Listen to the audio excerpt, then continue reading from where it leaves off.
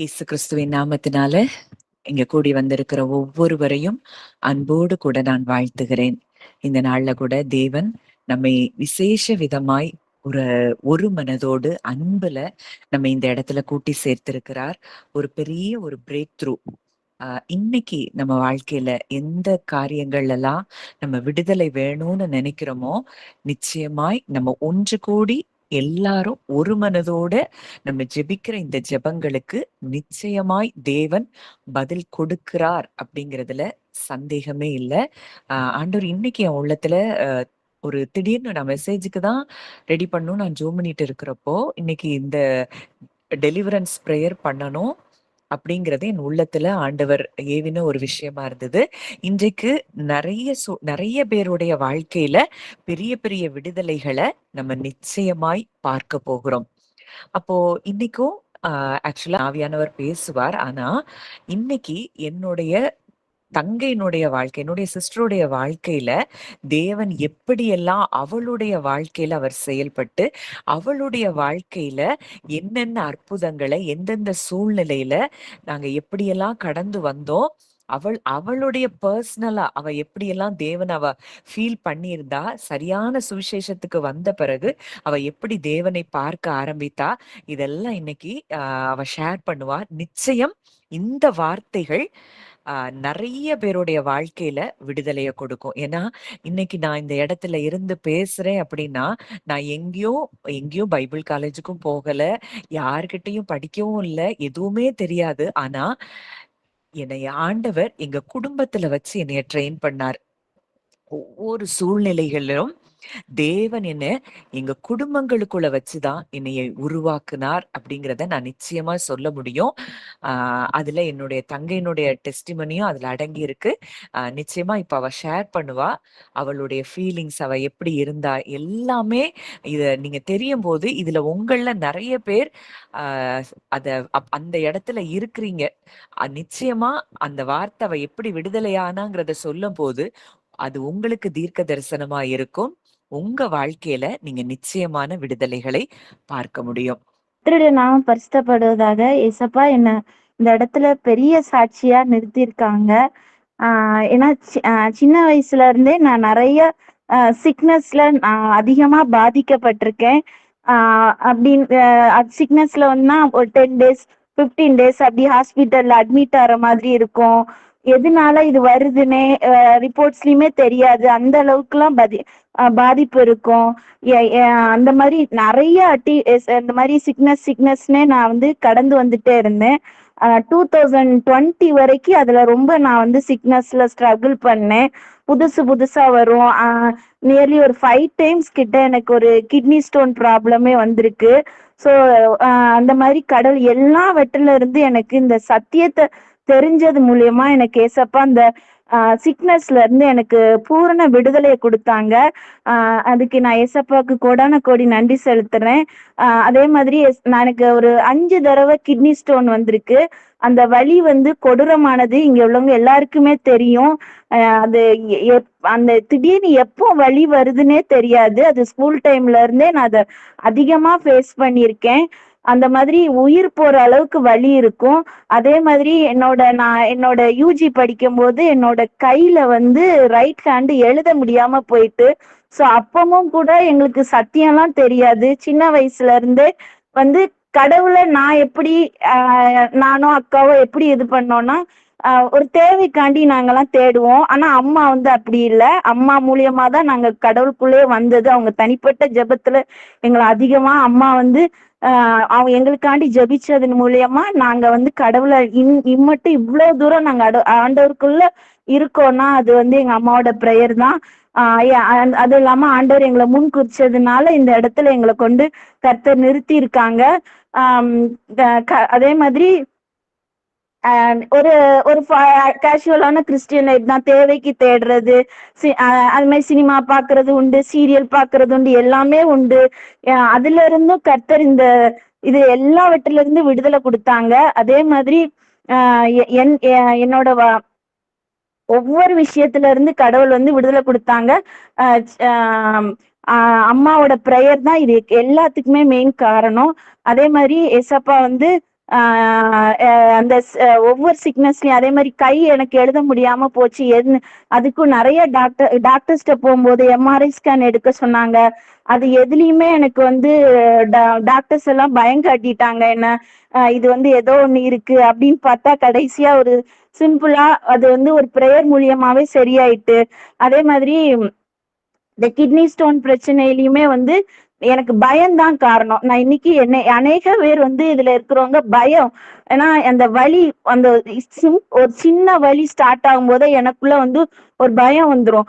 ஐயோ வலி வருது, குத்த ஆரம்பிக்கி, அப்போ இது எனக்கு திரும்பியும் அந்த ஸ்டோன் பிரச்சனை வந்தது, வர ஆரம்பிக்கி அப்படின்னு சொல்லி எனக்குள்ளே நான் வந்து அதிகமா பயப்படுவேன். அந்த பயந்தது நிமித்தமா தான் நான் அதிகமா சிக்னஸ்குள்ள போனேன். பிசாசு சொன்ன பொய்கள், அவன் விதைச்ச பொய்கள் அதிகம் என் வாழ்க்கையில. அந்த அந்த பொய்கள் நிமித்தமா நான் வந்து அதிகமா சிக்னஸ்குள்ள போனேன். ஆனா இந்த சத்தியங்கள் எல்லாம் தெரிஞ்ச பிறகு இன்னொன்னு, நம்ம சர்ச்சஸ்ல வந்து பாரம்பரியமா கேட்கறது, கடவுள் நம்மளுக்கு பலவீனத்தை கொடுக்காரு, அவர் நம்மளை பலவீனத்தை கொடுத்து அவருக்குள்ளாக நம்மளை இழுத்துக்கிடுறாங்க, சிச்சையை கொடுத்து நம்மளை இழுத்துக்கிடுறாங்க. இந்த மாதிரி வந்து பிரசங்கங்கள்லாம் கேட்டு கேட்டு வந்து நான் வளர்ந்ததுனால, சின்ன வயசுல இருந்தே நாங்க அதுலேதான் ஊறி இருந்ததுனால இந்த சிக்னஸ் எல்லாத்தையும் நான் வந்து இது எனக்குள்ளாக வந்துச்சு. அதே மாதிரி என்ன திடீர்னு ஒரு நாள் வந்து என்ன அறியாமலே வயிற்று வலி, பயங்கரமான வலி. நான் வந்து எனக்கு என்ன பண்ணனே தெரியாது.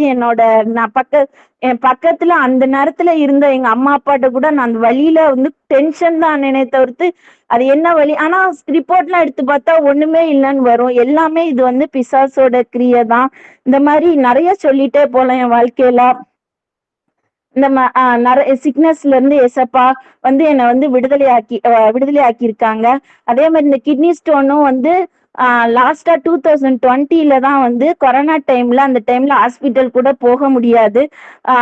அப்போதான் வந்து அக்கா எனக்காண்டி ப்ரேயர் பண்ணி ஏன்னா சொல்லிட்டேன், அக்கா என்னால முடியல, என்னோட பலத்துல நான் இதை ஓவர் கம் பண்ண முடியல, எனக்காண்டி நீ ப்ரேயர் பண்ணி எனக்கு சுகப்படுத்து, இந்த டைம் ஹாஸ்பிட்டலும் போக முடியாது அப்படின்னு சொல்லி அவட்ட நான் இது பண்ணிட்டு, அக்கா எனக்காண்டி ப்ரேயர் பண்ணேன். அவ எனக்காண்டி ப்ரேயர் பண்ணிட்டு நான் அப்படியே அவ ப்ரேயர் பண்றதுல நான் தூங்குன அந்த செகண்டே என்னை விட்டு ஏதோ ஒண்ணு வெளியில போச்சு. அப்புறம் அந்த வலி இல்ல. அதுக்கப்புறமும் எனக்கு அந்த வலி வர மாதிரி சிம்டம் வரும். அக்கா எனக்கு சொல்லி கொடுத்தது என்னன்னா, வலி வரும்போதே அதை வந்து நீ வந்து நெக்லெக்ட் பண்ணிரு, இது எனக்குரிய வலி இல்ல, ஏசப்பா எனக்கு இந்த ஏன் பலவீனத்தை சிலுவையில சுமந்துட்டாங்க, அப்போ நான் நீ இத சுமக்கணும்னு அவசியம் இல்ல, அத வந்து நீ கன்ஃபஸ் பண்ணு. அப்போ அதே மாதிரி அதுக்கப்புறமும் அந்த வலி வரும்போதெல்லாம் நான் சொல்ற ஒரே வார்த்தை, ஏ பிசாசே நீ என்கிட்ட பொய் சொல்ல முடியாது, நீ என்னோட இதுல எனக்குள்ள ஏசப்பா இருக்காங்க, பரிசுத்த ஆவியானவர் எனக்குள்ள வாசம் பண்றாங்க.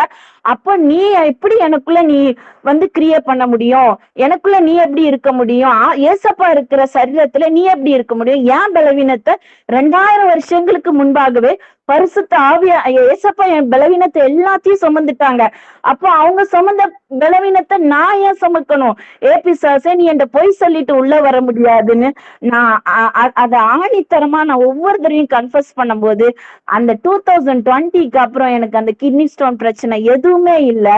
அதே மாதிரி ஒரு மேரேஜ் முடிஞ்சு ஒரு 1 இயர்ல என்னோட கால்ல ஒரு பெரிய இது வந்தது. அதுலயும் வந்து நான் வந்து அப்போ வந்து நாங்க வந்து பேசிக்கா பழைய இதுலதான் இருந்தோம். அப்பவும் கடவுள் கிருபையில நான் வந்து எனக்கு அந்த கால்ல உள்ள இது எல்லாத்தையுமே வந்து பழைய இதுல இருந்தாலுமே கடவுள் வந்து ஒவ்வொரு விஷயத்திலயும் எங்களை பாதுகாத்து வழி நடத்தினாரு. அவரை நாங்க அறியல, ஆனா அவர் எங்களை தேடி வந்தாரு. அதுதான் உண்மையான அன்பு. அவரோட அன்புக்கு அதிகமா வேற எதுவுமே சொல்ல முடியாது. அவர் எங்களை தேடி வந்தாரு. ஒவ்வொரு விஷயத்திலயும் அவர் எங்களை வழி நடத்தினாரு. எங்களுக்கு எதுவுமே தெரியாது. அக்கா மூலியமா தான் எங்களுக்கு இந்த ட்ரூத் தெரிய ஆரம்பிச்சது. ஏன்னா இந்த ட்ரூத் தெரிய ஆரம்பிச்சதுன்னா என்னோட வாழ்க்கையில நிறைய சிக்னஸ்ல இருந்து நான் வெளிவரவே ஆரம்பிச்சேன். அது வரைக்கும் எந்த விஷயம் எடுத்தாலும் எனக்கு பயம் வரும். பயம்தான் என்னோட இதா இருந்தது. அதே மாதிரி நான் வந்து பிசாஸ் என்று விதைச்ச வேலை. இன்னொன்னு என்னன்னா, நான் ஸ்டவுட்டா இருப்பேன். அப்ப சின்ன வயசுல இருந்து எனக்குள்ள நிறைய இன்ஃபீரியாரிட்டி காம்ப்ளெக்ஸ போட ஆரம்பிச்சான். நீ அழகா இல்ல, உன்னை யாரும் இது பண்ண மாட்டாங்க, இப்படியே சொல்லி அதற்குரிய சூழ்நிலையில இப்படியே நான் இருந்து நான் வந்து இந்த மாதிரி பேசுற பிள்ளையே கிடையாது. நான் ரொம்ப யாரு வந்தாலும் ஒதுங்கிருவேன். நான் என்ன நானே நிறைய விஷயங்கள தனிமைப்படுத்திக்கிடுவேன். ஆனா ஏசப்பா எல்லாத்துலயும் இருந்து இல்ல நீ வெளிவரணும் அப்படின்னு சொல்லி நிறைய பேர் வந்து நெருங்கியவங்க எல்லாம் சொல்லுவாங்க, இல்ல அவ உடம்புதான் முக்கியம், அவளுக்கு படிப்பு முக்கியம் இல்ல, அவ படிப்பை நிறுத்துங்க அப்படின்னு சொல்லுவாங்க. ஆனாலும் வந்து கர்த்தரோட பெரியதான கிருபை வந்து ஏசப்பா வந்து எம்பிஏ படிக்க வச்சாங்க. எனக்கு ஒரு பிசினஸ கொடுத்தாங்க. யாருக்கும் இல்லாத உயர்வுகளை கடவுள் என் வாழ்க்கையில செஞ்சாங்க. ஏன்னா என்னோட உருவத்தை பார்த்து எல்லாருமே வந்து கணிச்சது என்னன்னா, இவெல்லாம் ஒண்ணுமே இல்ல, இனிமேல் இவளுக்கெல்லாம் மேரேஜ் லைஃப்னே இருக்குமா, இவளுக்கெல்லாம் ஒரு நல்ல பையன் கிடைப்பானா அப்படின்னா வந்து எல்லாருமே என்னோட சுற்றி உள்ளவங்க வந்து நினைச்சாங்க. ஆனா எங்க வீட்டுல ஒவ்வொருத்தரோட பிரேயர், எங்க அம்மா அப்பா எங்க அக்காவோட பிரேயர் எல்லாமே கடவுள் என் மேல வச்ச அதிக கிருபை, எனக்கு ஒரு நல்ல ஃபேமிலி லைஃப். ஏன்னா எனக்கு வந்து கல்யாணம் வர்றதுக்கு 1 இயருக்கு முன்னாடி எங்க வீட்டுக்கு ஒரு பிரதர் வந்தாங்க. அவங்க அவங்க ஒரு தீர்க்கதரிசி தான்.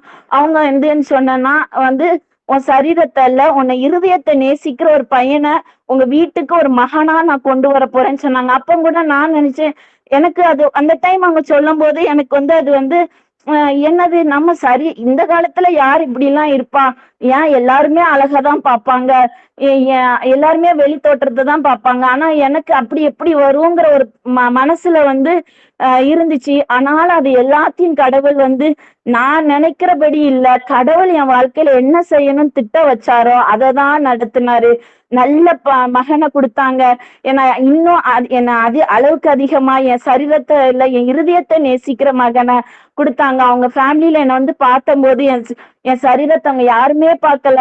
அவங்க எல்லாமே கடவுள் வந்து இமிடியேட்டா என் கல்யாணம் நடக்கும் போது அக்கா இன்னும் சொல்லுவா, சியோனின் சிறையிருப்பை திருப்பும் போது சொப்பனம் காண்கிறோர் போல இருந்தோம். அப்போ வந்து இமிடியேட்டா நடக்கும் போது எதுவுமே எங்க எல்லாத்துக்குமே எங்க அக்காக்கெல்லாம் இது நிஜமா அப்படின்னு சொல்லி காலையில எந்திரிச்சு கூட நான் கிள்ளி பார்ப்பேன்னு சொல்லியிருக்கா. அந்த டெஸ்டிமோனில எல்லாம் சொல்லியிருப்பா. அதே மாதிரி நல்ல ஃபேமிலி, அத்தை மாமா உண்மைக்குமே காட்ஸ் கிரேஸ் ரொம்ப நல்ல டைப். நான் மகா மாதிரி பாத்துக்கிடுவாங்க. என் கொழுந்த 2 பேரு, எனக்கு இன்னும் வந்து எங்க வீட்டுக்கு வந்த இன்னும் 2 மருமக, எல்லாருமே நாங்க ஃபேமிலியா இப்பவும் சந்தோஷமா இருக்கோம்னா அது கடவுள். ஏன்னா நான் நினைச்சு கூட பார்க்காத வாழ்க்கை. என்னை சுற்றி உள்ளவங்க எல்லாம் இவளுக்கு என்ன லைஃப் கிடைக்க போகுது, இல்ல இவளுக்கு ஒரு 12th படிச்ச பையன், ஆவரேஜா உள்ள பையன் இப்படிதான் கிடைக்கும் அப்படிதான் கிடைக்கும் எல்லாருமே அவங்க இஷ்டத்துக்கு ஒரு கணிச்சாங்க. இல்ல கல்யாணம் ஆனாலும் 2 இயர்ஸ்ல வந்து இவளை விட்டுட்டு போயிடுவான், அந்த மாதிரி என்னெல்லாமோ அவங்கவுங்க கதை கட்டினாங்க.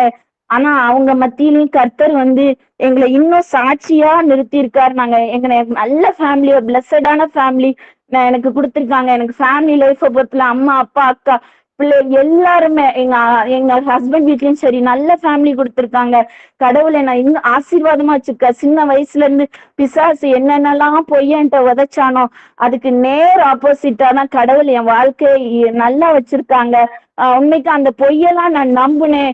நான் அழகு இல்லை, நான் வாழ்க்கையில இனிமே என்ன இது பண்ண முடியும், இந்த மாதிரி பிசாசு என்கிட்ட அதிகமான பொய்களை விதைச்சிட்டே இருந்தான். அந்த பொய் நான் விதைச்சாலும் கடவுள் இல்ல நான் உன்னை தெரிந்தெடுத்திருக்கேன்னு சொல்லி ஒவ்வொரு விஷயத்திலையும் நான் அவரை விட்டு தூரம் போனாலும் அவர் எனக்கு கிட்ட நெருங்கி நெருங்கி வந்து இப்பவும் நான் அவரை விட்டு தூரம் போனாலும் அவர் எந்த விதத்திலேயாவது என்னை அப்ரோச் பண்ணுவாரு.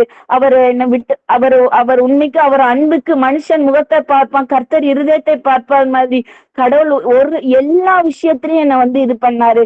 அதே மாதிரி நான் இங்க உள்ளவங்களுக்கு சொல்றேன், சிக்னஸ் வந்து நாம் கடவுள் கொடுக்கறது வந்து சிக்னஸ் கிடையாது. அதை நம்ம ஏத்துக்கிட்டாதான் நம்ம வந்து பிசாசு நம்மள்ட்ட வந்து செயல்படுவான். ஒவ்வொரு தடவையும் உங்களுக்கு ஏதாவது வந்துச்சுன்னா அதை வந்து நீங்க சொல்லுங்க, எனக்கு இந்த பலவீனம் கிடையாதுன்னு சொல்லுங்க. கண்டிப்பா கடவுள் ஒரு நாளும் தகப்பன் நம்மளுக்கு எந்த ஒரு சிக்னஸும் கொடுக்கவே மாட்டார். இது தெரியாம தான் நான் நிறைய நாட்கள்ல நாங்களும் அந்த சிக்னஸ வந்து இது பண்ணிட்டே இருந்தோம். அதே எம்பிஏ படிக்கும் போது கூட நான் ஒரு இன்சிடென்ட் சொல்றேன். எனக்கு செமஸ்டர் எக்ஸாம் நடந்துட்டு இருந்தது. ஃபர்ஸ்ட் செமஸ்டர்ல வந்து என்கிட்ட வந்து பிசாசு ஒரு பலத்த பொய்ய விதைச்சா என்னன்னா, கடவுள் வந்து உண்மையான நீ கும்பிடுறது உண்மையான கடவுள் இல்ல. சோ அது வந்து ஒரு செமஸ்டர் டைம்ல ஒரு 7 பேப்பர் இருக்கு, 7 பேப்பர் அந்த டைம். சோ அதுல வந்து என்னால வந்து இவன் சொல்ற பொய்யில என்னால கான்சென்ட்ரேட் பண்ணி படிக்க முடியல. படிக்கிறதெல்லாம் மறந்து போகுது. என் தேவன் உண்மையுள்ள தேவன் இல்லையா, என் தேவன் எப்படி உண்மையுள்ள தேவன் பிசாசு சொல்லுது அப்படின்னு சொல்லி இதையே நினைச்சு நினைச்சு எனக்கு கான்சென்ட்ரேட் பண்ணி படிக்க முடியல. சோ அதுல ஒரு பேப்பர் கூட என்னால எழுத முடியல. ஆனா நெக்ஸ்ட் செமஸ்டர்ல நான் எழுதிட்டேன். பட் அந்த டைம்லயும் கடவுள் வந்து என்ன ரொம்ப நேசிச்சார். நான் ரொம்ப குழப்பத்துல இருக்கும்போது நீ இப்போ ஒரு பைபிள் எடுத்து படினாரு. என்ன அறியாமலே நான் பைபிள் எடுத்து போறேன். ஏசாயா 45:5, நானே தேவன், என்னை தவிர வேறொரு தேவன் இல்ல. ஆனாலும் அதுக்கு மேலயும் பிசாசு என்ன குழப்புறான். இல்ல இல்ல உன் தெய்வம் இல்ல. ஏன்னா எங்க அம்மா எனக்கு பிரேயருக்கு எல்லாம் கூட்டு போவாங்க. அந்த டைம்ல கூட்டு போகும்போது ஏதாவது ஒரு விக்கிரகம் இதை பார்த்தா இதுதான் உண்மையான தெய்வம்னு அந்த என்கிட்ட வந்து பிசாசு சொல்லுவான். இல்ல அது என்ன ரொம்ப ஒரு குழப்பத்துல ஆச்சு. ஆனா அந்த குழப்பம் வந்து நான் சொல்றது உங்களுக்கு இதா இருக்கும். ஆனா அதை நான் எக்ஸ்பீரியன்ஸ் பண்ணி பார்த்திருக்கேன். என்னால படிக்கவே முடியாது. நான் தெய்வம் உண்மை இல்லைன்னா நான் இனிமேல் இந்த பூமியில எப்படி ஏசப்பா உண்மை இல்ல உண்மை இல்லைன்னு சொல்லுது, நான் எப்படி இது பண்ண முடியும்னு சொல்லி நிறைய குழப்பத்துக்குள்ளாருனா. ஆனாலும் கர்த்தருடைய கிருபையினால நான் அந்த செமஸ்டர்ல மீதி பேப்பர்ஸ் எல்லாத்தையும் நல்லா எழுதி நான் வந்து நல்ல மார்க்ஸ் ஸ்கோர் பண்ண கடவுள். என்னதான் இருந்தாலும் நான் ப்ரேயர் பண்ணிட்டு ஒரு பேப்பர் எழுதல, நெக்ஸ்ட் செமஸ்டர்ல எழுதினேன். மீதி பேப்பர்ஸ வந்து நான் வந்து அந்த அந்த டைம்லயே எங்க அக்கா எனக்கு அம்மா அப்பா அக்கா எல்லாரும் இல்ல உன்னால முடியும், நீ பிசாசுக்கு இடம் கொடுக்காத, நீ போய் தைரியமா எழுதுனாங்க. நான் என்னால முடிஞ்சதை எழுதுனேன். கடவுள் எனக்கு நல்ல மார்க்ஸோட அந்த செமஸ்டர்ல எல்லா பேப்பர்ஸ்லயும் வாங்க வச்சாங்க.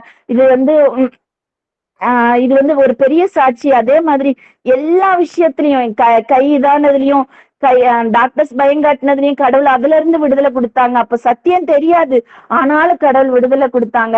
அந்த 2019-20 தான் எங்களுக்கு இந்த தெளிவான சத்தியங்களை தெரிந்து அக்கா மூலியமா நான் தெரிந்துகிட ஆரம்பிச்சேன்.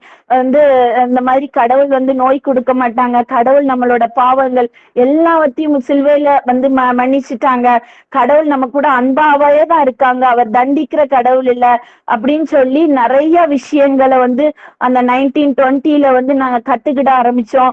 அதுல இருந்து எனக்குள்ள இருந்த சிக்னஸ் இப்ப ஏதாவது எனக்குள்ள வழி வந்தாலும் நான் அதை மேற்கொள்ற பலத்தை கடல் கொடுத்திருக்காரு. நான் இப்பவும் ப்ரேயர் பண்றதுன்னா நான் சிக்னஸே இல்லாம வாழணும் ஏசப்பா அப்படின்னு சொல்லிதான் நான் நினைக்கிறேன். அவன் பொய்யன்னு பொய்யுக்கு பிதாவமா இருக்கேன், இந்த பொய் தான் சொல்றான். இந்த டைம் இனிமேல் அந்த பொய்ய வந்து யாருமே வந்து பிசாசு சொல்ற பொய்ய நம்பாதீங்க. கடவுள் எல்லா விதத்துல இருந்தும் எனக்கு சிக்னஸ்ல விடுதலை கொடுத்ததுக்காண்டி கோடான கோடி நன்றி. இன்னைக்கும் நான் வந்து இவ்வளவு தூரம் இந்த சத்தியங்களை அறிஞ்சுக்கிட்டேன்னா வந்து அக்கா மூலியமா தான் நான் அறிஞ்சுக்கிட்டேன். வந்து அக்கா வந்து ஒரு ஸ்பிரிச்சுவல் மதர் மாதிரி ஒவ்வொரு விஷயத்துலயும் எனக்கு ஒரு சின்ன பிள்ளை மாதிரி நிறைய விஷயங்களா வந்து கத்து கொடுப்பா. நான் அக்காக்கு இந்த நேரத்துல நான் தேங்க் பண்றேன். என்னையும் இந்த இடத்துல கர்த்தர் பெரிய சாட்சியா நிறுத்தினதற்காக நன்றி. நாம மகிமைப்படுவதாக. எனக்கும் என் தங்கச்சிக்கும் நிறைய வருஷங்கள் வித்தியாசம். அதனால எனக்கு அவ வந்து ஒரு சின்ன பிள்ளை மாதிரிதான். சின்ன வயசுல இருந்து அவ அனுபவித்த பாதைகள், கஷ்டங்கள், எப்பவுமே தனியா இருப்பா. யார் கூடயுமே எல்லார் வீட்டுக்கு கெஸ்ட் எல்லாம் வந்தாங்கன்னா கூட அவ தன்னை தனிமைப்படுத்திக்கிடுவா. ஏன்னா அவளை பார்த்து யாரும் எதுவும் சொல்லிடுவாங்க, நம்மள ஏதாவது பேசிடுவாங்க அப்படிங்கிற மாதிரியே அவளுக்கு ஒரு ஃபீல். தன்னை யாரும் அந்த அளவுக்கு இப்ப வீட்டுல உள்ளவங்க நேசித்தா கூட வெளியில உள்ளவங்க அவளை வந்து புறக்கணிக்கிறாங்க, தள்ளுறாங்க, நம்ம நல்லா இல்ல, இப்படி நிறைய விதமான பொய்கள் இன்னைக்கும் சின்ன வயசுல இருந்து நமக்கும் இப்படிப்பட்ட பொய்கள் எல்லாருக்குள்ளேயும் விதைக்கப்பட்டிருக்கு. பிசாசு சொல்ற பொய், அதாவது அவன் நம்மளுடைய ஐடென்டிட்டிய மறக்கடிக்கிறது தான் அவனுடைய வேலை. நம்முடைய ஐடென்டிட்டி என்ன? நம்ம இன்னைக்கு உலக தோற்றத்துக்கு முன்னதாகவே கிறிஸ்துவுக்குள் நம்மை தேவன் தெரிந்தெடுத்திருக்கிறார். உலகமே தோன்றுவதற்கு முன்னதாகவே கிறிஸ்துவுக்குள், நம்ம தாயின் வயிற்றுல உருவாகவே இல்லை, அதுக்கு முன்னாடி உலகமே உண்டாகல, அதற்கு முன்பதாகவே கிறிஸ்துவுக்குள் நம்மை தேவன் தெரிந்தெடுத்திருக்கிறார் என்றால் அவருடைய அன்பு எவ்வளவு பெரிய அன்பு. ஆனா இந்த முதல் ஆதாமின் வழியில வந்த நம்ம எல்லாருமே நமக்குள்ள அவன் என்ன விதைக்கிறான்? நீ தேவனுடைய பிள்ளைன்னா நீ ஏன் இப்படி இருக்கிற? உனக்கு ஏன் இது நடக்குது? உன் வாழ்க்கையே இப்படி இருக்குது? நீ அழகா இல்ல, நீ உனக்கு திறமை இல்ல, உனக்கு ஞானம் இல்ல, உன்னால எதையும் செய்ய முடியாது இப்படின்னு பல பொய்களை அவன் சின்ன வயதுல இருந்து அவன் விதைச்சிட்டு வந்த அத்தனை பொய்களும் தான் அரண்களாய் இருக்குது. 2 கொரிந்தியர் 10வது அதிகாரத்துல பார்க்கிறோம். நம்முடைய போராயுதங்கள் மாம்சத்துக்கு ஏற்றவைகளாய் இராமல் அரண்களை நிர்மூலமாக்குகிறதற்கு தேவ பலமுள்ளவைகளாய் இருக்கிறது. அப்போ இந்த அரண் பிசாசானவன் நமக்கு பல பொய்களை சின்ன வயதுல இருந்து விதைத்த இந்த பொய்களெல்லாம் நிர்மூலமாக்குகிறதற்காகத்தான் நம்ம சத்தியத்தை அறிய வேண்டிய இடத்துல இருக்கிறோம். அப்போ அந்த காலகட்டத்துல சின்ன வயதுல இருந்தே அவளுக்கு ஆனா கடைசியில டெஸ்ட் பண்ணி பார்த்தா எதுவுமே இருக்காது. ஆனா சிக்னஸ் அடிக்கடியா ஏதாவது ஒரு சிக்னஸ் வரும். 10 டேஸ் ஸ்கூலுக்கு லீவ் போட்டு ஹாஸ்பிட்டல் அட்மிஷன் போட்டு அவ அவ்வளோ எங்க அம்மாவும் அவ்வளோ கஷ்டப்பட்டிருக்காங்க, அம்மா அப்பாவும். அப்படி அந்த சூழ்நிலை வளர்ந்து வர்ற சூழ்நிலையில அந்த ஒரு காலேஜ் ஸ்டேஜ்ல வரும்போது மறுபடியும் திரும்பவும் சில போராட்டங்கள். எங்களுக்கெல்லாம் அதாவது என்ன நடக்குது, எங்களை சுத்தி என்ன நடக்குதுன்னே புரியாத சூழ்நிலையில இது மாறுமா, இது எப்படி மாறும், இதுக்கு ஒரு விடுதலை இருக்குதா, கிறிஸ்தவ குடும்பம் தான், தேவனை தேடுற குடும்பம் தான், ஆனா கூட சரியான சத்தியத்தை அறியாதபடியினாலே அவ்வளோ கஷ்டத்துக்குள்ள இருந்தோம். அதாவது எங்களுடைய ஒவ்வொரு காரியத்தையும் நிச்சயமா ஒரு பெரிய டெஸ்டிமனியா தான் நான் சொல்ல முடியும். நான் ஷேர் பண்ணியிருப்பேன்னு நினைக்கிறேன். அவளுடைய திருமணமே ரொம்ப ஆச்சரியமா நடந்தது. அவ ஷேர் பண்ணா நல்ல குடும்பம் அப்படிங்கிறத தான் ஷேர் பண்ணா. ஆனா அவளுடைய மேரேஜ் எப்படி நடந்ததுன்னா அதுவே மிகப்பெரிய ஒரு அற்புதம். நான் இந்த மெசேஜ்ல ஷேர் பண்ணியிருக்கேனான்னு எனக்கு தெரியல. ஆனா இப்போ என்னை சொல்லும்படி ஆவியானவர் ஏவுகிறபடினால நான் அதை ஷேர் பண்ணணும்னு நான் நினைக்கிறேன். ஆக்சுவலா அவளுடைய இது திருமணம் எப்படி ஒழுங்காச்சுன்னா, அவருடைய பிள்ளைகளை ஒரு நாளும் கைவிட மாட்டார் அப்படிங்கிறதுக்கு அவளுடைய திருமணம் மிகப்பெரிய சாட்சி. அப்போ ஆக்சுவலா எங்க அப்பாவுடைய ஃப்ரெண்ட் ஒருத்தர், அவருடைய பிசினஸ்ல ஒருத்தர் பணம் கொடுக்க வேண்டியது இருந்தது. அவர் ஏமாத்திட்டே இருக்கிறாரு. அவர் பாம்பேல இருக்கிறாரு. அப்போ அந்த பாம்பேல இருக்கிறவருக்காக எங்க அப்பாவும் எங்க அப்பாவோட ஃப்ரெண்டும் அடிக்கடி எவ்ரி வீக் பாம்பேக்கு போக வேண்டிய ஒரு சூழ்நிலை.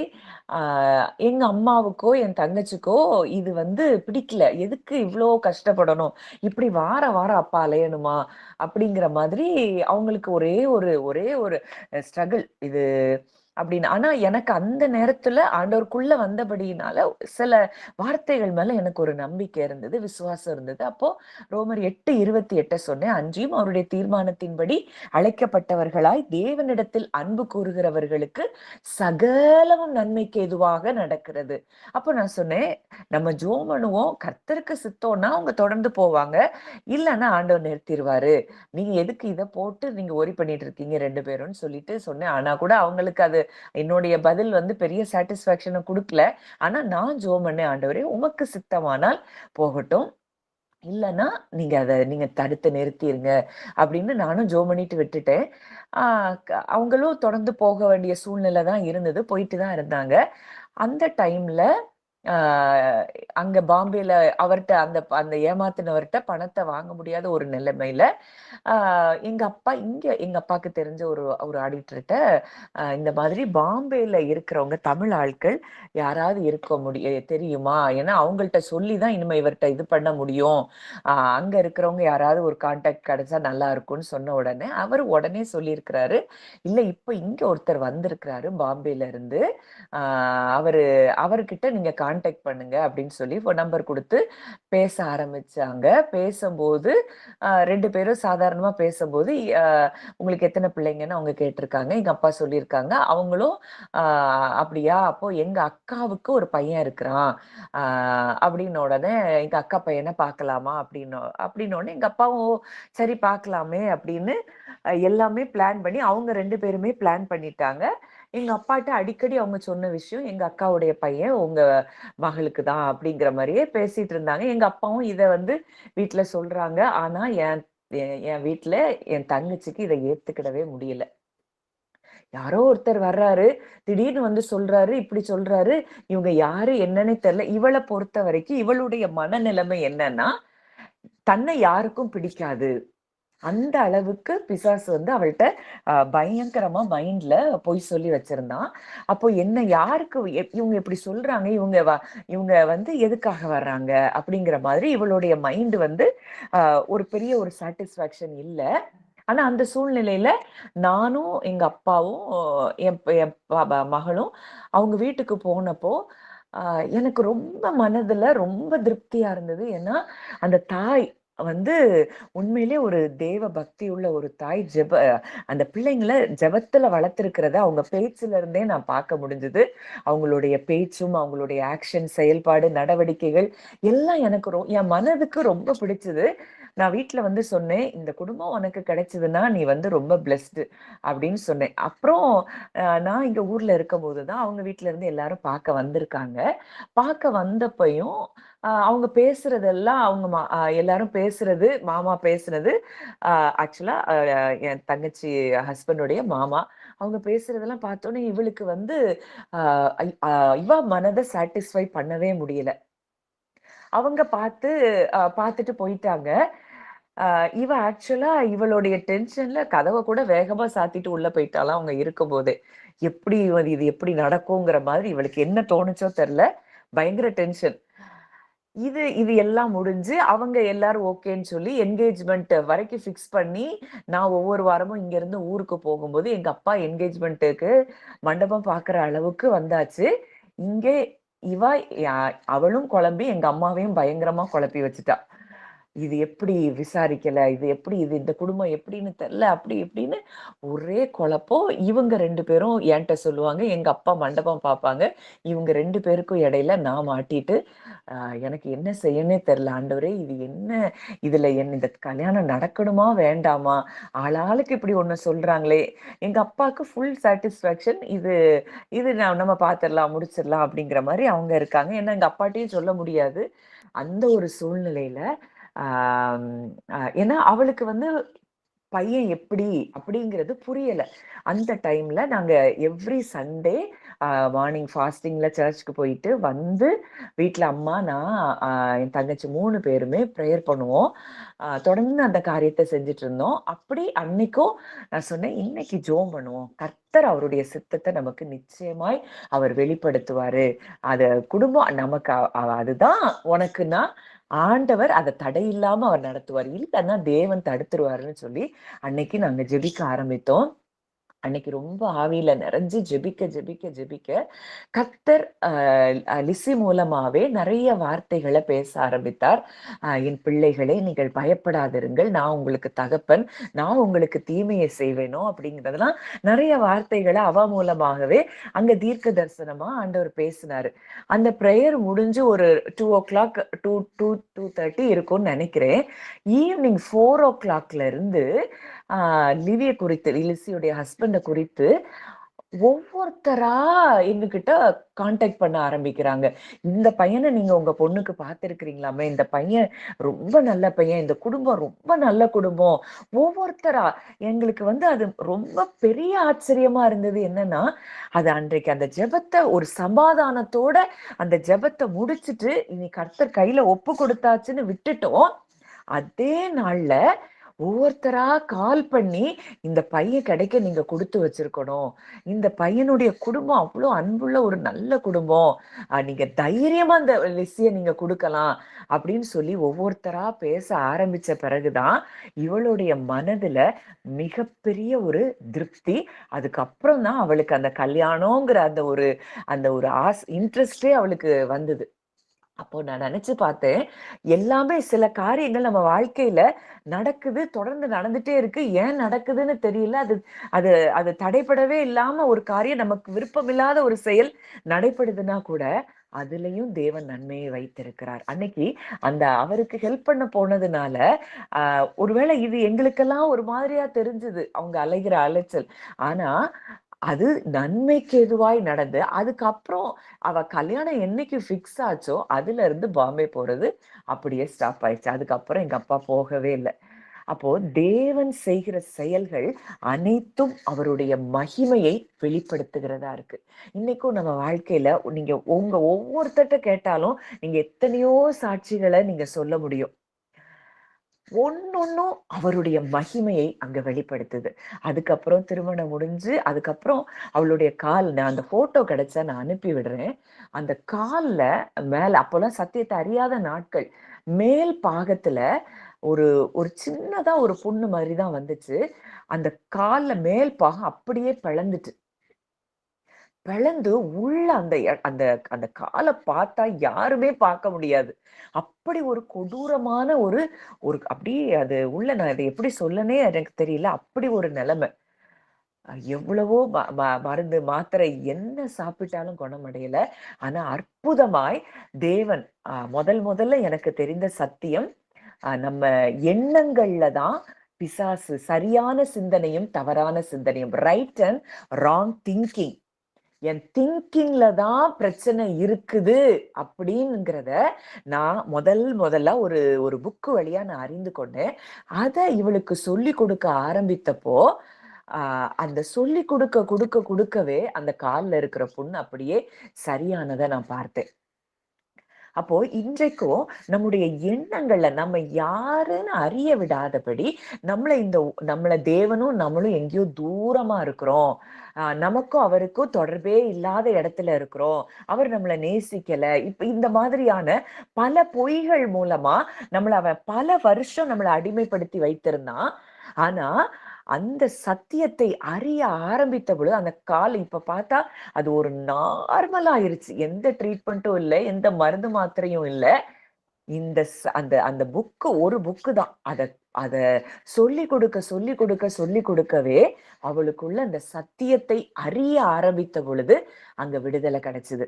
அததான் நான் சொன்னேன். இது எதுவுமே நான் என்னுடைய எக்ஸ்பீரியன்ஸ்ல நான் பேசுகிற வார்த்தை. நான் எங்கேயும் படிக்கல. என் வாழ்க்கையில ஒண்ணையும் சின்ன பிள்ளைய போலதான் தேவன் கற்றுக் கொடுத்தார். இன்னைக்கு உங்களுக்கு இதை ஏன் மூலமா கற்றுக் கொடுக்கிறாருன்னா, அது தேவன் உங்க மேல வச்ச அன்பு, உங்க மேல வச்ச இரக்கம். இன்னைக்கு அவளுடைய சாட்சி இன்னைக்கு உங்களுக்கு சொல்லி இருக்கிறான்னா, இது உங்களுக்கு தீர்க்க தரிசனம். நீங்களும் உங்களுக்கு எதிராய் வந்த பலவீனத்தை நீங்கள் நிச்சயமாய் மேற்கொள்ள முடியும். எப்பவுமே அவருடைய பிரசன்ஸ்ல அவர் கூடயே நம்ம இருக்கும்போது பலவீனங்கள் நம்ம பக்கத்திலே வர முடியாது. இது அதுக்கு அடுத்த லெவல். அந்த லெவலுக்கு நம்ம வரணும். பலவீனம் நம்மளை தொடாத இடத்துக்கு. ஏன்னா வசனம் சொல்லுது, அவர் நம்முடைய அக்கிரமங்களை எல்லாம் மன்னித்து, நம்முடைய நோய்களை எல்லாம் குணமாக்கி, நம்முடைய பிராணனை அழிவுக்கு விலக்கி மீட்டு, கிருபையினாலும் இரக்கங்களினாலும் முடிசூட்டுகிறார். கழுகுக்கு சமானமாய் திரும்ப உன் வயது வால வயது போல் ஆகிறது. வசனம் சொல்லுது, சத்தியம் சொல்லுது, அவர் அக்கிரமங்கள் எல்லாத்தையும் மன்னிச்சிட்டாரு. நோய்கள் எல்லாத்தையும் அவர் குணமாக்கினார். இயேசுவின் தழும்புகளால் குணமானீர்கள். இதுதான் சத்தியம், இதுதான் நெஜம். இந்த நெஜத்தை தவிர நான் இன்னும் சுகமாகலையே, நான் இன்னும் விடுதலை ஆகலையே அப்படின்னு நீங்க நினைக்கிறதே ஒரு மிகப்பெரிய சத்ருவினுடைய பொய். இந்த பொய்யில இருந்து தேவன் இன்றைக்கு உங்க ஒவ்வொருவரையும் விடுவிக்கிறார். நீங்க சுகமாயிட்டீங்க. நீங்க சுகமானதை நீங்க எப்ப அறிக்கை பண்றீங்களோ, இருதயத்துல இருந்து. அதான் சொல்றேன். நம்ம அன்னைக்கு பார்த்தோம், தூங்குகிற நீ மரித்தோரை விட்டு எழுந்திரு, அப்பொழுது கிறிஸ்து உன்னை பிரகாசிப்பிப்பார். இப்போ நம்ம 5 சென்சஸ்ல நம்ம என்ன செஞ்சிட்டு இருக்கோம்? வாழ்ந்துட்டு இருக்கோம். ஐயோ, இப்படி வருதே, இந்த வலி வருதே, இந்த பிரச்சனை, இந்த சிம்டம் இப்படி இருக்குது, இது எப்படி ஆகும்? சில நேரம் வசனத்தை வச்சே டிசெப்ஷனுக்குள்ள கொண்டு போவான். இந்த வசனம் இப்படி இருக்கு, இந்த வசனத்தை தான் ஆண்டவர் பேசினாரு, அப்போ எனக்கு இது வரும் அப்படின்னு சொல்லி சிலர் பலவீனங்களை ஏற்றிருக்கிறதையும் நான் பார்த்திருக்கிறேன். ஒரு நாளும் நமக்கு பலவீனத்தையோ வியாதியையோ கொடுக்கிற தேவன் அவர் இல்லை. வசனம் சொல்லுது, பொல்லாத நீங்களே உங்க பிள்ளைகளுக்கு நன்மையானவைகளை கொடுக்கும் போது பரம தகப்பன் தம்மிடத்தில் வேண்டிக் கொள்ளுகிறவர்களுக்கு நன்மையானவைகளை கொடுப்பது அதிக நிச்சயம் அல்லவா? நம்ம பிள்ளைகளுக்கு நம்ம தீங்கு செய்வோமா? நம்மளே செய்ய மாட்டோம்னா அவர் அன்புள்ள தகப்பன். அவர் எப்படி நமக்கு ஒரு வியாதியை அனுப்புவாரு?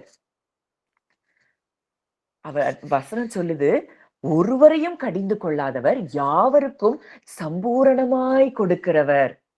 சோதிக்கப்படுகிற எவனும் தான் தேவனால் சோதிக்கப்படுகிறேன் என்று சொல்லாதிருப்பானாக. தேவன் ஒருவரையும் பொல்லாங்கினால் சோதிக்கிறவர் அல்ல. பொல்லாங்கினால் அவர் நம்மளை என்ன செய்ய மாட்டாரு? சோதிக்க மாட்டாரு. அவனவன் தன் தன் இச்சையினால் இழுக்கப்பட்டு சிக்குண்டு சோதிக்கப்படுகிறான். இது அதாவது நம்ம பிசாசுக்கு என்ன செய்யறோம்? இடம் திறந்து கொடுக்கிறோம். நம்ம மைண்ட்ல இது இப்படி உலகத்துல இவங்க இப்படி எல்லாம் வருது, அப்ப எனக்கு இது என்ன செய்யலாம், வரலாம். ஏதோ ஒரு சிம்டம் வந்துருச்சுன்னா உடனே அதை போய் கூகுள்ல போட்டு சர்ச் பண்ணி பெருசா பார்த்து அதையே திங்க் பண்ணி அந்த ஃபியர், அந்த இமேஜினேஷன், ஃபியர் ஆஃப் இமேஜினேஷன் பண்ணி பண்ணி பண்ணி அதை எப்படி ஆக்கிறோம்? ரியல் ஆக்கிறோம். எதை நம்ம அதிகமா இமேஜினேஷன்ல பாக்குறோமோ அது நம்ம சரீரத்துல ரியல் ஆயிரும். நீங்க சத்தியத்தை அதிகமா இமேஜினேஷன்ல பாத்தீங்கன்னா சத்தியம் உங்க சரீரத்துல ரியல் ஆகும். இல்ல உங்களுக்கு உள்ள சிம்டமையும், உங்களுக்கு கொடுத்த ரிப்போர்ட்டையும், உங்களுக்கு எதிராய் வந்த வார்த்தைகளையும் அதை இமேஜினேஷன்ல நீங்க பார்த்துட்டே இருப்பீங்கன்னா அதுதான் உங்க வாழ்க்கையில ரியலா மாறும். யோபு சொல்றாரு, நான் பயந்த காரியம் எனக்கு நேரிட்டது. அப்போ அந்த இமேஜினேஷனுக்கு அவ்வளோ பவர் இருக்கு.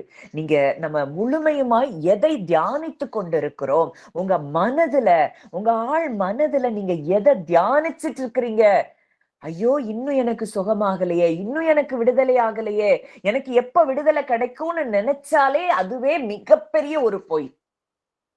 நான் சுகமாயிட்டேனே, என் இயேசு சிலுவையில எனக்கு சுகத்தை கொடுத்துட்டாரேன்னு உங்க கான்சியஸ்ல ஒரு அவேக்கனிங், எப்போ ஒரு விழிப்பு வருதோ அந்த செகண்ட் நீங்க சுகமாயிட்டீங்கன்னு அர்த்தம். இப்ப வரைக்கும் நம்ம சுகத்துக்கு தடை என்ன அப்படின்னா நம்ம மனதின் தியானம். அதனாலதான் தாவீது சொல்றாரு, என் இருதயத்தின் தியானமும் என் வாயின் வார்த்தைகளும் உமது சமூகத்தில் பிரியமாயிருப்பதாக. நம்ம இருதயத்துல தியானிக்கிற தியானம் ரொம்ப முக்கியம். எதை நம்ம ஒரு நாளைக்கு 24 மணி நேரம் நமக்கு தேவன் கொடுத்திருக்கிறாருன்னா அந்த 24 மணி நேரத்துல நம்ம எதை தியானித்து கொண்டிருக்கிறோம்? வார்த்தையை தியானிக்கிறோமா? இல்ல, அதாவது நம்ம எப்படி வார்த்தையை எப்படி பார்க்கிறோம்னா, கர்த்தர் என் மேய்ப்பராய் இருக்கிறார், நான் தாழ்ச்சியடையேன். ஆமா, அவர் எனக்கு மேய்ப்பரா இருக்கிறார், எனக்கு குறைவில்லை அப்படின்னு சொல்லி மேலோட்டமா அவருடைய வார்த்தையை நம்ம என்ன செய்யறோம்? பார்க்கிறோம். ஆத்மார்த்தமா என் கர்த்தர் எனக்கு மேய்ப்பராய் இருக்கிறார், அவர், நீங்க உங்களை ஒரு ஆட்டுக்குட்டியாவும் அவரை ஒரு மேய்ப்பராகவும் நீங்க அதை எப்படி ஆள் மனதுல அதை கொண்டு வந்து அவரை ரியலா ரியலா நீங்க எப்ப தேவனை பார்க்க ஆரம்பிக்கிறீங்களோ, அவருடைய வார்த்தைய பார்க்க ஆரம்பிக்கிறீங்களோ, அந்த செகண்ட் உங்க பாடியில ஹீலிங் மேனிஃபெஸ்டேஷன் ஆகும். பாடியில மாத்திரம் இல்ல, உங்களுடைய பொருளாதாரத்துல, உங்களுடைய குடும்ப உறவுகளுக்குள்ள இருக்கிற பிரச்சனைகள்ல எல்லாவற்றிலேயுமே நீங்க உங்களை பார்க்கிற விதம் மாறும் பொழுது, நான் யார் அப்படிங்கிற அந்த காரியத்தை நீங்க பார்க்கும்போது, நான் இந்த உலகத்தை படைத்தவருக்கு பிள்ளை அப்படிங்கிறது உங்க ஹார்ட்ல எப்போ ஆணித்தரமா, ஒரு நிமிஷம்,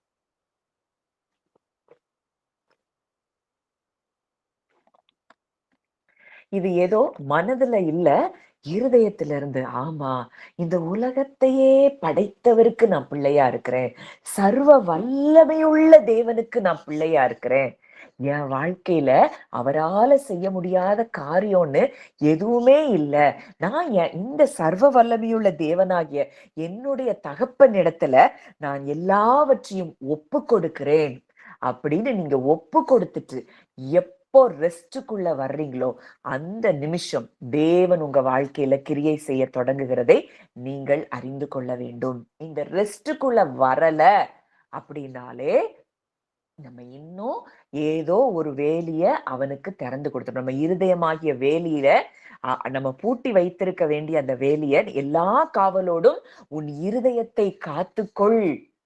இந்த இமேஜினேஷன், ஃபியர் ஆஃப் இமேஜினேஷன்ல நம்ம பண்ணும்போது நம்ம இருதயத்தை திறந்துட்டோம். இமேஜினேஷன்ல ஃபியரை பார்த்து பார்த்து பயத்தை இமேஜினேஷன்ல பார்க்க பார்க்க பார்க்க பார்க்க இருதயத்தை அவனுக்கு திறந்து கொடுத்துடுறோம். அவனுக்கு திறந்து கொடுத்த பிறகு நம்ம என்ன செய்யறோம்? ஏன் தேவன் இன்னும் செய்யல அப்படின்னு அவரையே குற்றம் சாட்டுறோம். இங்க நம்ம வேலையை திறந்து கொடுத்து அவனை எல்லாவற்றையும் செய்யறதுக்கு நம்ம அனுமதி கொடுத்துட்டு நம்ம தேவன் செய்யலன்னு தேவன் மேல வருத்தப்படுறோம். இன்னைக்கு உங்க இருதயத்தை நீங்க காத்து கொள்ளும் பொழுது இந்த அதுக்குதான் மெடிடேஷன் ரொம்ப முக்கியம் நம்ம ஆள் மனதுல. இப்ப என் தங்கச்சிக்கு சொன்ன மாதிரி அவ சின்ன வயதுல இருந்து மைண்ட்ல நிறைய ப்ரோக்ராம், ஏகப்பட்ட ப்ரோக்ராம் பண்ணி வச்சிருந்தா. இதுதான் நான், என்னை யாருக்கும் பிடிக்காது, என்ன நான் இந்த உலகத்துல எனக்கு எனக்கு எந்த ஒரு இதுவும் இல்லை, நான் தகுதி இல்லை, நான் எனக்கு திறமை கிடையாது. ஆனா தேவன் அவளை தகுதிப்படுத்துகிறவர் அப்படிங்கிறத அறிய ஆரம்பித்த பொழுது அங்கே அவளுடைய வாழ்க்கையில ஆண்டவர் அற்புதங்களை செய்ய ஆரம்பித்தார். அதுக்கப்புறம் தான் அவ ஃப்ரீயாவே பேச ஆரம்பிச்சா. இல்லைன்னா எங்க எத்தனை பேர் வந்தாலும் சரி அவ தனியா ஒரு ரூம்ல இருப்பா. என்ன தன்னை பத்தி யாராவது ஏதாவது சொல்லிடுவாங்களோ, இதனால எனக்கு அதை கேட்டா எனக்கு கஷ்டமா இருக்கும், வருத்தமா இருக்கும் அப்படிங்கிறதெல்லாம் அவளுடைய எண்ணமா இருந்தது. ஆனா உண்மையா அதாவது கர்த்தர் நல்லவர்ங்கிறதுக்கு அவளுடைய வாழ்க்கை சாட்சி. இன்னைக்கு வரைக்கும் என்னுடைய பிரதர்-இன்-லா ஒரு நாள் கூட அவளுடைய உடம்ப பத்தி நீ எதுக்கு நானே அதை பத்தி இது பண்ணல, எல்லா இடத்துக்கும் நீ வரணும், என் கூட வரணும்னு சொல்லி அவளை தைரியப்படுத்தி அவளை மோட்டிவேட் பண்ணி இன்னைக்கு இந்த இடத்துல இவ்வளவு தூரம் அவ பேசுறானாலே அவளுக்கு சப்போர்ட்டே அவங்கதான். உலகம் என்ன சொல்லிச்சு? இவளுக்கு கல்யாணமே ஆகுமான்னு சொல்லிச்சு. ஆனா தேவன் செய்த செயல், நான் என் பிள்ளைக்கு செய்யறது எப்படி இருக்குங்கிறத அவர் பிரத்யட்சமா தேவன் காட்டி கொண்டு இருக்கிறார். இன்றைக்கு வரைக்கும் அதை காட்டுறார். இப்படித்தான் அவருடைய பிள்ளைகளுடைய வாழ்க்கையில தேவன் செய்கிற காரியம் இருக்கும். எத்தனையோ நானே என் காதுகள் கேட்க நிறைய வார்த்தைகளை கேட்டிருக்கிறேன். ரொம்ப சோர்வுபடுத்தும். ரொம்ப இப்போ இருக்கிற இந்த பலன் எனக்கு அப்போ கிடையாது. பல நாட்கள் தனிமையில இது எப்படிதான் நடக்கும் அப்படிங்கிற மாதிரி எல்லாம் அவ சொன்ன மாதிரிதான் பல நாட்கள் அந்த அந்த எல்லாமே ஃபிக்ஸ் ஆன பிறகு எனக்கு இது நம்ம குடும்பத்துலதான் நடக்குதாங்கிறதே எனக்கு என்னையே என்னால நம்ப முடியாத அளவுக்கு நான் இருந்தேன். அப்படித்தான் நம்ம ஒவ்வொருவருடைய சிறையிருப்பையும் தேவன் திருப்புகிற தேவனாய் இருக்கிறார். அவர் பிள்ளைங்களை லிசி, நீ ஷேர் பண்ணு, உங்ககிட்ட தேவன் பேசின விதத்தை, எப்படி ஒரு நாள் பேசினார். நீ ஏற்கனவே ஷேர் பண்ணிருக்க, மறுபடியும் ஒரு நேரம் ஷேர் பண்ணு. ஒரு 10 years பேக் இருக்கும். நான் அந்த மாதிரி ரொம்ப வெக்ஸா இருக்கும்போது அன்னைக்கு என்னை குறிச்சு யாரோ கேட்டாங்க எங்க அம்மாட்ட, அவங்க மகளுக்கு பாத்துட்டு இருக்கீங்களா? அது என் காதுல எங்க அம்மா என்கிட்ட எதுவுமே சொல்ல மாட்டாங்க. ஆனா அவங்க சொன்னது அவங்க பேசுனது எனக்கு கேட்டுச்சு. ஸோ அலைன்ஸ் விஷயமா பாக்குறீங்களா இருக்கிறீங்களான்னு ரொம்ப கேட்கும் போது எனக்கு அது ரொம்ப டிப்ரெஸ் ஆயிட்டு. அந்த மாதிரி என்ன ஏசப்பா எல்லாரும் இப்படி கேக்குறாங்களே, நான் என்னோட லைஃப் எப்படி இருக்கும் அப்படின்னு சொல்லி நான் ரொம்ப அன்னைக்கு நைட்டு ஒரு சோர்வுல நான் படுத்துட்டு ஆனா நைட்டு ஒரு ஒரு மிட் நைட் இருக்கும். ஒரு ஒரு பயங்கரமான ஒரு இடி முழக்கமான ஒரு சத்தம், ஒரு பயங்கர ஒரு மின்னல் மாதிரி வந்துச்சு. அதுல இருந்து ஒரு பிதாவனரோட பலத்த சத்தம், நான் உன் தகப்பன் அல்லவா, நீ என்னுடைய மகளா அப்படின்னு சொல்லி அந்த ஒரு சென்டென்ஸ்லயே, நான் உன் தகப்பனா இருக்கும்போது நீ எதுக்கு கவலைப்படுற இத குறிச்சிலாம் அப்படின்னு சொல்லி அந்த ஒரே இதுல கடவுள் முடிச்சிட்டாரு. அதே மாதிரி இன்னொரு டைம்லயும் அப்படிதான். நான் ஏதோ ஒரு இதுல சோர்வுற்று படுத்திருக்கும் போது நைட்டு பிரத்யட்சமா கடவுள் என் பேரு சொல்லி கூப்பிட்டாரு. லிசி லிசின்னு சொல்லி கூப்பிட்டு என் முதுக அவ்வளோ அழகா தடவி விட்டாரு. அப்போ என்ன காலையில இருந்துச்சு, நான் எங்க அம்மா அப்போ அம்மாவை பாக்குறேன். அடுத்த ரூம்ல தான் எங்க அம்மா படுத்திருப்பாங்க. எங்க அம்மா அங்கதான் படுத்திருக்காங்க. எங்க அம்மா என் முதுக தடவுலையே, யாரு தடவுனது அப்படின்னு காலையில, எசப்பா நீங்க தான் தடவுனீங்களா அப்படின்னு நான் கேட்கும் போதும், ஒருவனை என் தாய் தேற்றுவது போல நான் உன்னை தேற்றுவேன் அப்படின்னு சொல்லி, நான் எந்த நேரத்துலதான் நான் ரொம்ப அதிகமா இதாகிறனோ, டிப்ரெஸ்ட் ஆகுறனோ, அந்த டைம்ல எல்லாம் கடவுள் என்கிட்ட பிரத்யட்சமா இடைப்படுவாரு. அவருடைய வார்த்தைய கொடுப்பாரு. உண்மைக்குமே நான் இன்னைக்கு இவ்ளோ அக்கா சொன்ன மாதிரி நான் இவ்ளோ தூரம் பேசுறேன்னா அதுக்கு கடவுள் தான். நான் பப்ளிக்கா பேசவே மாட்டேன். ஒதுங்கி ஒதுங்கி தான் எல்லா இடத்துலயும் இருப்பேன். ஏன்னா என்ன பார்த்தா யாராவது ஏதாவது கேட்டுருவாங்க. நீ அது நடந்திருக்கு. நான் என்ன பார்த்த உடனே இவ ஏன் இப்படி இருக்கா, இவளுக்கு என்ன ப்ராப்ளம் இருக்கு, ஏன் ஸ்டவுட்டா இருக்கா, இவளுக்கு எதுவும் பிரச்சனை இருக்கா, அது தைராய்டு டெஸ்ட் பண்ணீங்களா, அதை பண்ணீங்களா. சோ இது எல்லாத்துக்கும் நான் ஏன் இவங்களுக்கு இது பண்ணணும்னு சொல்லியே தான் நான் யார் வந்தாலும் ஒதுங்குவேன். ஆனா எங்க வீட்டுல அப்படி யாருமே ஒதுங்க ஒதுங்க சொல்ல மாட்டாங்க. எல்லாரும் தைரியமா தான் இருக்கணும்னு சொல்லுவாங்க. ஆனா இவங்கெல்லாம் இப்படி கேட்காங்களேன்னு சொல்லியே நான் யாராவது வித்தியாசமா கேக்குறவங்க எனக்கு தெரியும் இவங்கெல்லாம் இப்படி கேட்பாங்கன்னு தெரிஞ்சாலே அவங்க வந்தாலே நான் ரூம்குள்ள போய் கதவை பூட்டிக்கிடுவேன். அந்த மாதிரிதான் இருந்தேன். ஆனா எல்லாத்துலயும் இருந்து கடவுள் என்ன வெளியில கூட்டிட்டு வந்தாங்க. உண்மைக்குமே என்னோட மேரேஜ் லைஃப்க்கு அப்புறம் நிறைய டர்னிங் பாயிண்ட். அக்கா சொன்ன மாதிரி ஹஸ்பண்ட் எல்லா விதத்திலயும் எனக்கு ரொம்ப சப்போர்ட். ஹஸ்பண்ட், மத்த மாமா எல்லாருமே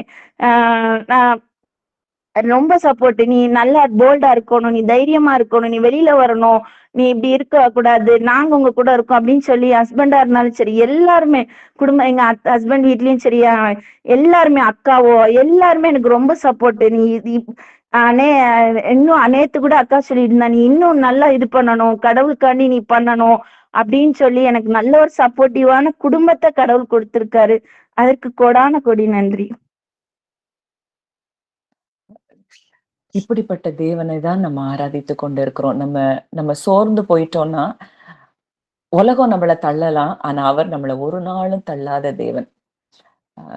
அவ்வளவுதான் முடிஞ்சு போச்சுன்னு தான் நான்லாம் நினைச்சேன் எங்களுடைய வாழ்க்கையில.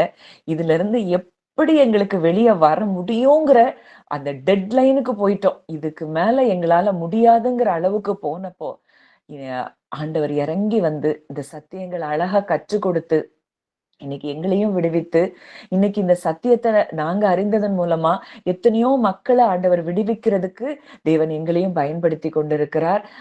இன்னைக்கும் இதை கேட்கிற உங்களுக்கு, நான் இப்படித்தான் ஒரு காலத்துல சத்தியத்தை தேடி தேடி ஆண்டவர் என்னைய கொண்டு போன இடத்துல நான் அந்த இடத்துல இருந்து சத்தியங்களை நான் கற்றுக்கொண்டேன். இன்னைக்கு நீங்க இந்த இடத்துல கற்றுக்கொள்றீங்கன்னா உங்க மூலமாய் ஆண்டவர் எத்தனையோ பேருக்கு உங்களை ஆசீர்வாதமாய், உங்களை மகிமையாய், வெளிச்சமாய், உப்பாய், இந்த பூமிக்கு உப்பா ஆண்டவர் நிச்சயமாய் பயன்படுத்த போகிறார் அப்படிங்கிறதுல சந்தேகமே இல்லை.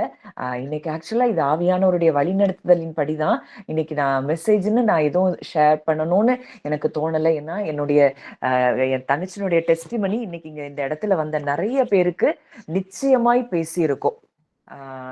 ஒருவேளை சிலருக்கு நீங்க எனக்கு ஆரம்பத்துல இருந்தே என் கூட டிராவல் பண்றவங்களுக்கு அவளுடைய டெஸ்டிமனி தெரிஞ்சிருக்கலாம். ஆனா இங்க புதுசா நிறைய பேர் வந்தவங்களுக்கு தெரியாது. நிச்சயமா அவங்க ஒவ்வொருத்தரோடையும் கூட ஆண்டவர் இன்றைக்கு பேசி இருக்கிறார். நீங்க தேவனை எப்போ ரியலா பார்க்க ஆரம்பிக்கிறீங்களோ, அவர் செய்து முடித்த செயல்களை ரியலா பார்க்க ஆரம்பிக்கிறீங்களோ, இந்த தேவன் என்னோடு கூட, என்னுடைய சுவாசத்தோடு கூட என் தேவன் கலந்திருக்கிறார் அப்படிங்கிறதெல்லாம் ரியலா பார்க்க பார்க்க பார்க்க பார்க்க பார்க்க அப்படியே நீங்க வெளிச்சமா மாறுறத நீங்களே ஃபீல் பண்ண முடியும். அதாவது இப்போ நான்லாம் எப்படி ஃபீல் பண்றேன்னா, இப்ப யாராவது ஏதோ ஒரு பலவீனம் அப்படிலாம் இருந்தது அப்படின்னா, சும்மா நம்ம அந்த இடத்துல நான் போய் உட்கார்ந்து பேசிட்டு இருந்தாலே அந்த சிக்னஸ் அந்த சிம்டமே இல்லாத அளவுக்கு சுகமாகுது. இதெல்லாம் இப்போ என்னுடைய வாழ்க்கையில நான் பார்க்கிற காரியங்கள். அதுக்கு நான் செய்யறது ஒண்ணுமே இல்ல. அந்த கான்சியஸ்னஸ்ல கிறிஸ்து என்னோடு கூட இருக்கிறார், எனக்குள்ளே இருக்கிறார், அவருடைய வெளிச்சம் என்னை ஃபில் பண்ணிட்டே இருக்கு, அவருடைய அக்கினியாய் நான் இருக்கிறேன் அப்படிங்கிறத மெடிடேட் பண்ண பண்ண பண்ண பண்ண அந்த லைட் நம்ம கிட்ட இருந்து ரேடியேட் ஆகிற லைட் நம்ம வார்த்தையின் மூலமாய் நம்ம பார்க்கிறோம். பேதுருடைய நிழல் பட்டு வியாதியஸ்தர்கள் சொஸ்தமானார்கள்லாம் பார்க்கிறோம். பவுலினுடைய உருமால்களையும் கச்சைகளையும் கொண்டு போட்டப்போ வியாதியஸ்தர்கள் சுகமடைந்தாங்களாம், அசுத்த ஆவிகள்லாம் வெளியேறி போச்சாம். அந்த இடத்துக்கு தேவன் நம்ம ஒவ்வொருத்தரையும் கொண்டு வர அவர் விரும்புகிறார். இத இந்த கான்சியஸ்னஸ்ல தான் நம்ம பில்ட் பண்ணணும். நம்மளுடைய ஆழ் மனதுல நான் கிறிஸ்து எனக்குள்ளே இருக்கிறார். என்னுடைய ஒவ்வொரு அவயவங்களுக்குள்ளாகவும் கிறிஸ்து இருக்கிறார். பரிசுத்தாவியானவருடைய அக்கினி எனக்குள்ளே இருக்கிறது. அந்த அக்கினி என்னைய ஃபில் பண்ணிட்டே இருக்கிறது. கிறிஸ்து எனக்குள்ளே வெளிச்சமா இருக்கிறார்னா, நானும் என்னுடைய ஆவி, ஆத்துமா, சரீரம் முழுவதும் வெளிச்சமா இருக்கிறோம். இந்த கான்சியஸ்னஸ் நம்ம எவ்வளோ தூரம் நம்ம ஆழ் மனதுல நம்ம அதை இமேஜினேஷன்ல பார்க்க பார்க்க பார்க்க நீங்க போற இடங்கள்ல எல்லாம் மக்கள் விடுதலை அடைவாங்க. இந்த இடத்துக்கு தான் தேவன் நம்மை கொண்டு வர அவர் விரும்புகிறார். இன்னைக்கு எனக்கு இத ஆண்டவர் கற்றுக் கொடுத்திருக்கிறாரு. அத நான் உங்களுக்கு கற்றுக் கொடுக்கிறேன். நீங்களும் இத பிராக்டிஸ் பண்ணுங்க. நெகட்டிவான காரியங்களை இன்னும் எனக்கு நடக்கலையே, இனி இது என்னைக்கு நடக்கும்? எந்த எண்ணத்தையே முதல்ல தூக்கி இன்னைக்கு வேரோட பிடுங்கி போட்டுறணும். அவர் செஞ்சு முடிச்சிட்டாரு. அததான் நான் நம்புவேன். அததான் நான் பேசுவேன்.